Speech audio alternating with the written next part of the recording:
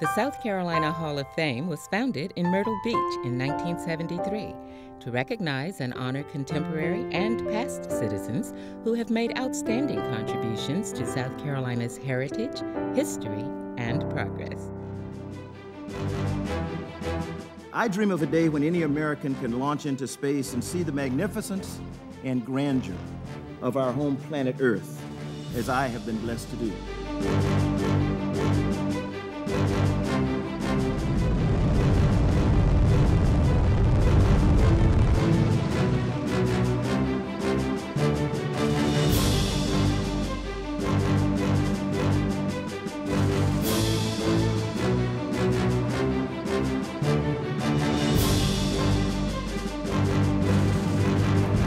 Charles F. Bolden, Jr. was born on August 19, 1946, in Columbia, South Carolina. Even at an early age, Charlie was looking to go out and explore. My most vivid memory of growing up in South Carolina is all the exciting things I did with my cousin Herbert Bino and my brother Warren. We used to spend a lot of time on Broad River and doing daring things, crossing the river and in and out of the water and all that. So I think I remember those more than anything else of my childhood memories.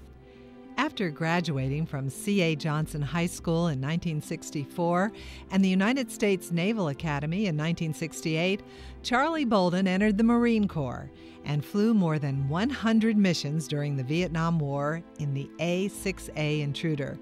He went on to earn a Master of Science degree from the University of Southern California and then graduated from the United States Naval Test Pilot School in Maryland, where he had a chance meeting with fellow South Carolinian and astronaut Ron McNair.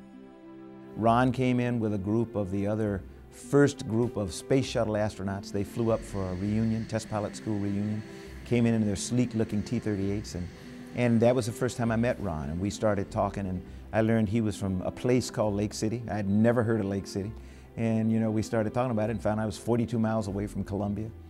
We had a lot of things in common. His mother had been a teacher. We had both grown up in the segregated South, and he asked me if I was going to apply for the space program. I told him, not on your life. And he said, why not? And I said, they'd never select me. And he looked at me and he said, that's the dumbest thing I've ever heard. He said, how do you know if you don't even apply?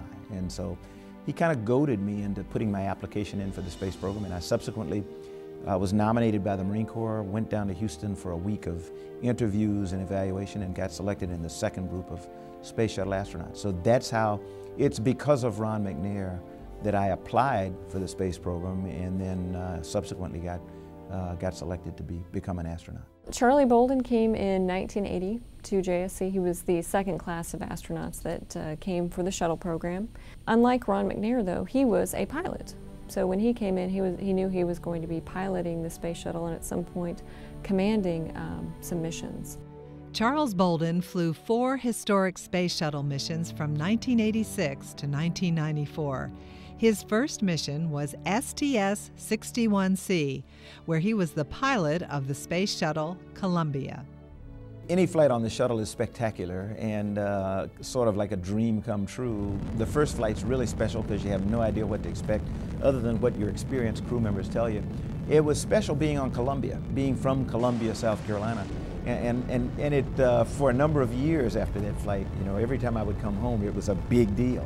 But it was special to have an opportunity to fly on a shuttle that had the same name as the place of my birth. Charlie piloted the Discovery in 1990, which deployed the Hubble Space Telescope.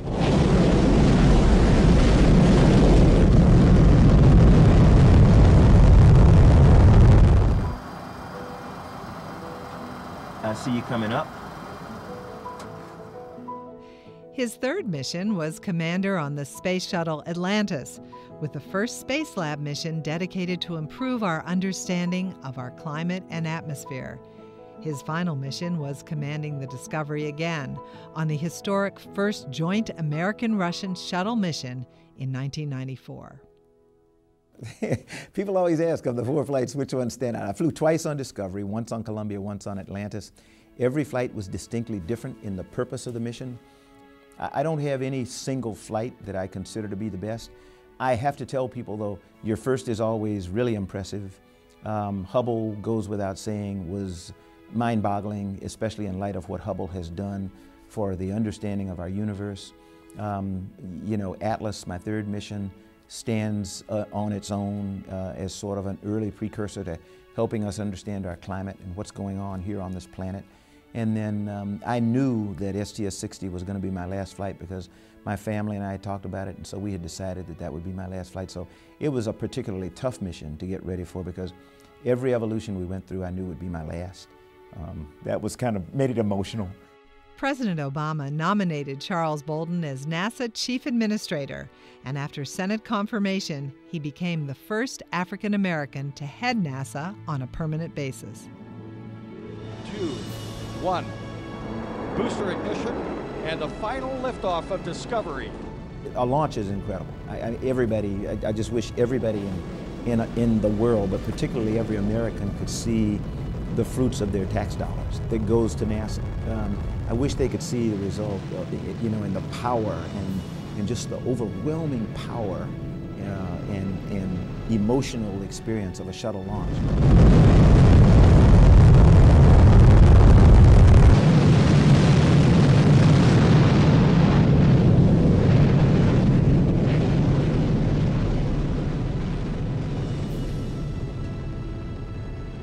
Not a week goes by, almost not a day, that there's not some new scientific discovery that comes about based on a NASA project or program or initiative.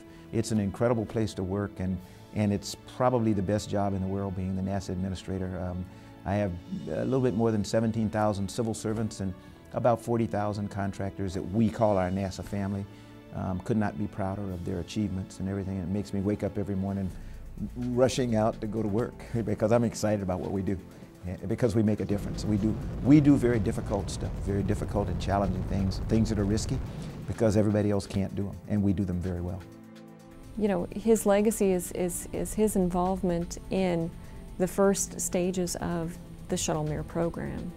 And I think when you look at a lot of things that Charlie talks about, even as an astronaut and now as administrator, I think, you know, he's continued along these same lines. He's formed partnerships with other nations.